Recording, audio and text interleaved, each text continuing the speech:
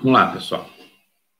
O objetivo dessa discussão é a gente avançar no debate sobre a interpretação cepalina acerca do subdesenvolvimento, né?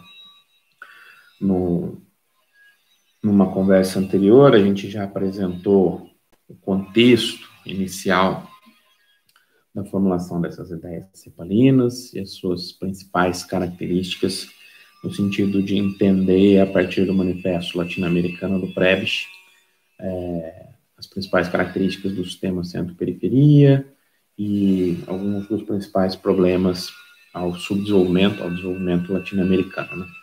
Então, esse é o segundo vídeo desta sequência, né?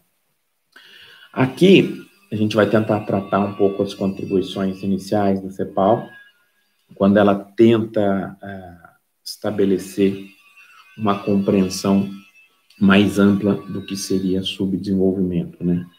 E a sua fase inicial no sentido de reorientar um modelo de crescimento para fora, em direção ao modelo de crescimento para dentro, e utilizando a industrialização por substituição de importações como um elemento para se transitar entre esses modelos, para se atingir, nas palavras do Celso Furtado, uma etapa superior do subdesenvolvimento e para avançar no caminho possível, né, que depois se mostrou fracassado, do desenvolvimento. Legal, então a gente apresenta aqui alguns conceitos chaves, algumas ideias chaves a partir dessa apresentação introdutória da CEPAL.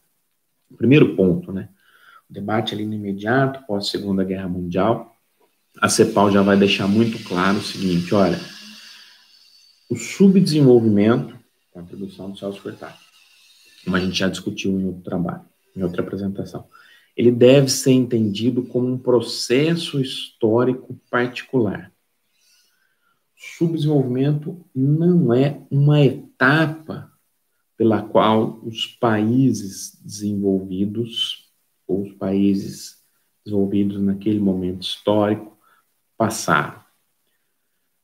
Os países desenvolvidos, aqueles nas quais se observou o espraiamento da Revolução Industrial, a construção de um núcleo endógeno de progresso técnico, ao funcionamento da economia com características muito próximas daquela que o Prebisch vai colocar como características das economias de centro, esses países não necessariamente transitaram de uma etapa subdesenvolvida para uma posterior etapa subdesenvolvida.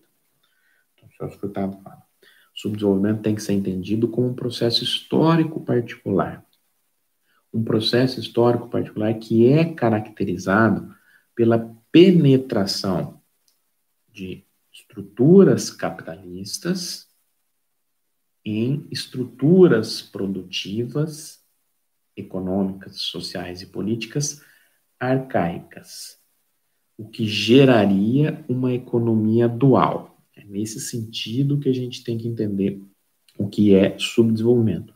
Então, o subdesenvolvimento nasce como resultado da penetração das estruturas produtivas capitalistas dos países no centro, nos países da periferia, dando origem a essa definição inicial, Celso Furtado. Depois ele vai avançar para complexificar um pouco mais essa definição, dando origem a uma economia marcada essencialmente pela heterogeneidade.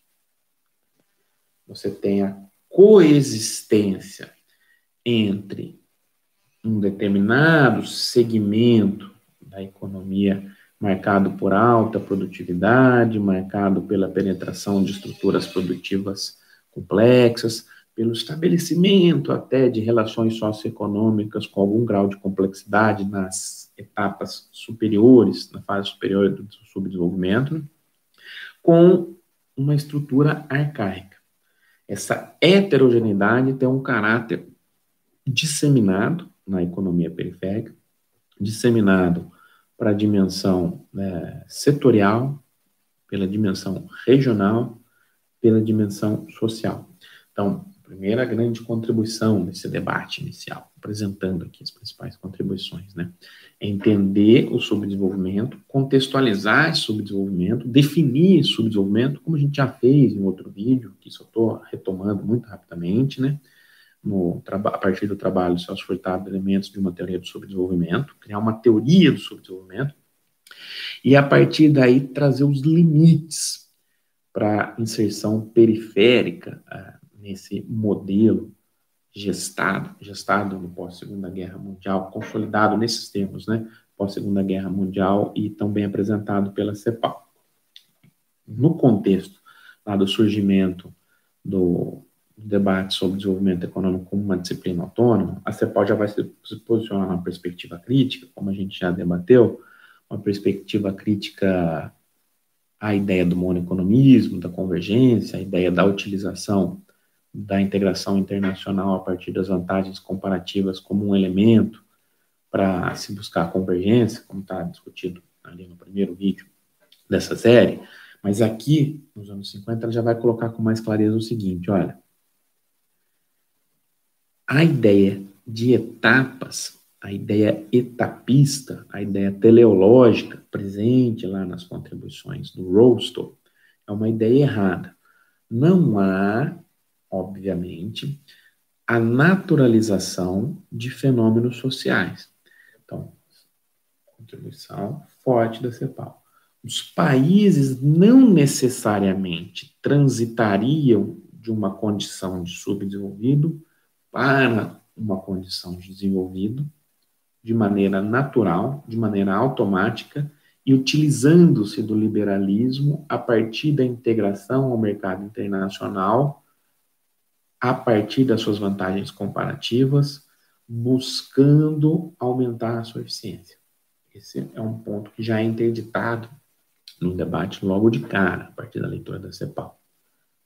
Então, não há uma ideia etapista.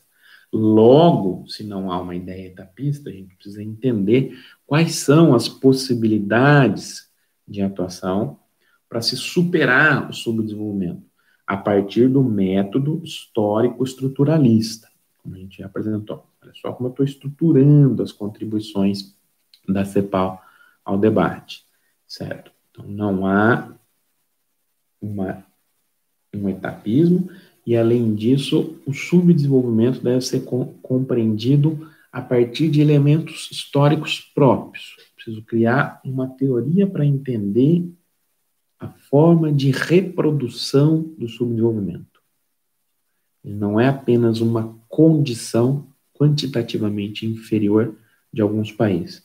Nesse sentido, a CEPAL vai falar, olha, preciso entender quais são essas características do subdesenvolvimento. Preciso entender, a partir do método do planejamento, como atuar politicamente para superar esse subdesenvolvimento. Olha, estou colocando uma questão de arbitrariedade no sentido de decisão sobre qual deve ser meu caminho para superar o subdesenvolvimento em termos de formulação de política. E não colocando uma visão que naturaliza fenômenos sociais. Ok. Nesse cenário, feita essa breve introdução, a CEPAL vai falar, olha, dada essa lógica da formulação de um sistema centro-periferia, quando eu falar que a CEPAL, eu quero dizer diversos trabalhos de economistas, publicistas, que orbitam em torno da CEPAL, além das contribuições técnicas, né? Além das contribuições institucionais, né? Mas a CEPAL fala, eu preciso entender o funcionamento do modelo centro-periferia, como a gente já discutiu no vídeo anterior. Legal, preciso entender essas características, preciso entender que essa inserção da periferia no sistema internacional é uma inserção hierarquicamente inferior. É uma inserção subordinada. É uma inserção que relega a periferia em um determinado papel. Então, o primeiro ponto para se tentar avançar na superação desse subdesenvolvimento é a ideia de você reorganizar o seu modelo de crescimento a partir de políticas públicas, dando origem a uma estratégia de superação do subdesenvolvimento, a partir de uma transição, de uma lógica de um crescimento voltado para fora, para um crescimento voltado para dentro. Você pode estar tateando nas fases iniciais como entender os elementos do subdesenvolvimento. Primeiro ponto, olha, preciso reorientar a minha estratégia de um modelo que é baseado no crescimento para fora para um modelo que é baseado para dentro. O que significa isso? Vamos discutir daqui a pouco no próximo vídeo.